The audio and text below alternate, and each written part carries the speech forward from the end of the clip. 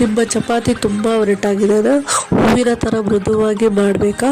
ಹಾಗಾದರೆ ಈ video skip ಮಾಡದೆ ನೋಡಿ. ನಾನು 2 ರೀತಿಯ ಸೀಕ್ರೆಟನ್ನು ತಿಳಿಸ್ಕೊಡ್ತೇನೆ. ಅದಕ್ಕಿಂತ ಮುಂಚೆ ಇದೇ ಮೊದಲ ಬಾರಿಗೆ ನನ್ನ ವಿಡಿಯೋನ ನೋಡ್ತಾ ಇದ್ದರೆ ಪ್ಲೀಸ್ ಲೈಕ್ ಮಾಡಿ, ಶೇರ್ ಮಾಡಿ, ಕಾಮೆಂಟ್ ಮಾಡಿ ಮತ್ತು ಸಬ್ಸ್ಕ್ರೈಬ್ ಮಾಡಿ.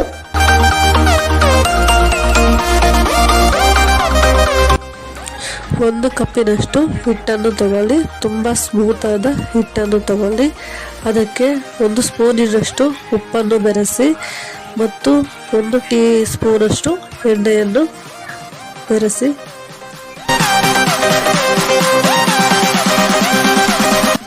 ನಂತರ ಅದನ್ನು ಚೆನ್ನಾಗಿ ಮಿಕ್ಸ್ ಮಾಡಿ. ಯಾಕೆಂದರೆ ನೀರು ಬೆರೆಸಿದ ನಂತರ ಅದು ಚೆನ್ನಾಗಿ ಮಿಕ್ಸ್ ಆಗುವುದಿಲ್ಲ. ನಂತರ ನೀರನ್ನು ಬೆರೆಸಿ ಮತ್ತು ಸ್ಪೂನಿಂದ ಮಿಕ್ಸ್ ಮಾಡಿ. ಸ್ಪೂನ್ ಅಥವಾ ಕೈಯನ್ನು ಯೂಸ್ ಮಾಡಿ ಮಿಕ್ಸ್ ಮಾಡಿ. ನಂತರ ಕೈಗೆ ಸ್ವಲ್ಪ ಎಣ್ಣೆಯನ್ನು ಹಚ್ಚಿ ಹಿಟ್ಟಿಗೆ ಸವರಿ ನೆನೆಯಲು ಬಿಡಿ. ನೆಂದ ನಂತರ ಈ ರೀತಿಯಾದ ಸ್ಮೂತಾಗಿ ಹಿಟ್ಟು ಬರಬೇಕು. ನೋಡಿ, ಕೈ ಇಟ್ಟರೆ ಹೇಗೆ ಒಳಗಡೆ ಹೋಗುತ್ತೆ ಅಂತ. ನಂತರ ಈ ರೀತಿಯಾದ ಚಿಕ್ಕ ಚಿಕ್ಕ ಉಳ್ಳೆಗಳನ್ನು 2 ಉಳ್ಳೆಗಳನ್ನು ತಗೊಳ್ಳಿ. ಒಂದು ಉಳ್ಳೆಗೆ ಸ್ವಲ್ಪ ಚಿಕ್ಕದಾಗಿ ತೀಡಿ. ನಂತರ ಇನ್ನೊಂದು ಉಳ್ಳೆಗೆ ಈ ರೀತಿ ಚಿಕ್ಕದಾಗಿ ತೀಡಿ.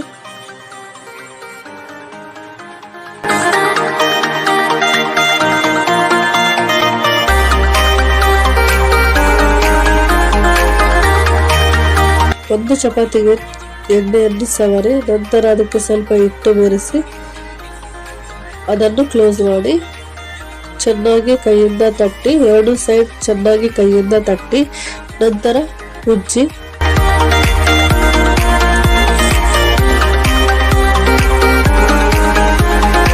ಕಾದಿರುವ ಹಂಚಿಗೆ ಹಾಕಿ. ನಂತರ ಇನ್ನೊಂದು ಟಿಪ್ಸ್ ಹೇಳ್ತೀನಿ ಅಂದಲ್ಲ, ಇದು 2ನೇ ಟಿಪ್ಸು. ಇದು ಸ್ವಲ್ಪ ದೊಡ್ಡದಾಗಿ ಉಳ್ಳೆಯನ್ನು ತಗೊಂಡು ಚೆನ್ನಾಗಿ ಸ್ವಲ್ಪ ಅಗಲವಾಗಿ ತೀಡಿದ ನಂತರ ಸ್ವಲ್ಪ ಎಣ್ಣೆಯನ್ನು ಹಚ್ಚಿ ಸ್ವಲ್ಪ ಹಿಟ್ಟು ಹಾಕಿ ಅದನ್ನು ಒಂದು ಸೈಡ್ ಮಾತ್ರ ಮುಚ್ಚಿ ಮತ್ತೆ ಎಣ್ಣೆಯನ್ನು ಸವರಿ ಅದಕ್ಕೆ ಹಿಟ್ಟು ಬೆರೆಸಿ ಮುಚ್ಚಿ. ಈಗ ಚೆನ್ನಾಗಿ ಕೈಯಿಂದ ತಟ್ಟಿ ತೀಡಲು ಶುರು ಮಾಡಿ.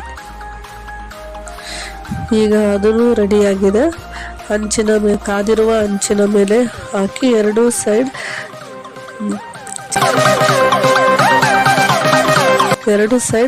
ಚೆನ್ನಾಗಿ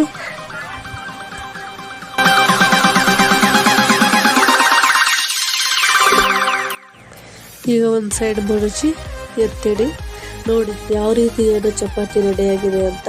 ಹೂವಿನಾಗೆ ಮೃದುವಾಗಿ ಯಾವುದೇ ರೀತಿ ಒರಟಾಗಿಲ್ಲದೆ ಸ್ಮೂತಾಗಿ ಮತ್ತು ಬಾಯಲ್ಲಿ ಇಟ್ಟರೆ ಕರಗುವಂತೆ ಆಗಿದೆ. ಹೂವಿನಂತೆ ಮೃದುವಾಗಿ ಇದೆ. ನೀವು ಈ ರೀತಿಯಾದ ಚಪಾತಿಯನ್ನು ಟ್ರೈ ಮಾಡ್ತೀರಾ ಅಂತ ಅಂದ್ಕೊತೀನಿ. ಪ್ಲೀಸ್ ಟ್ರೈ ಮಾಡಿ ಹೇಗೆ ಬಂತು ಅಂತ ಕಾಮೆಂಟಲ್ಲಿ ತಿಳಿಸಿ. ಪ್ಲೀಸ್ ಸಪೋರ್ಟ್ ಮಾಡಿ. Thanks for watching.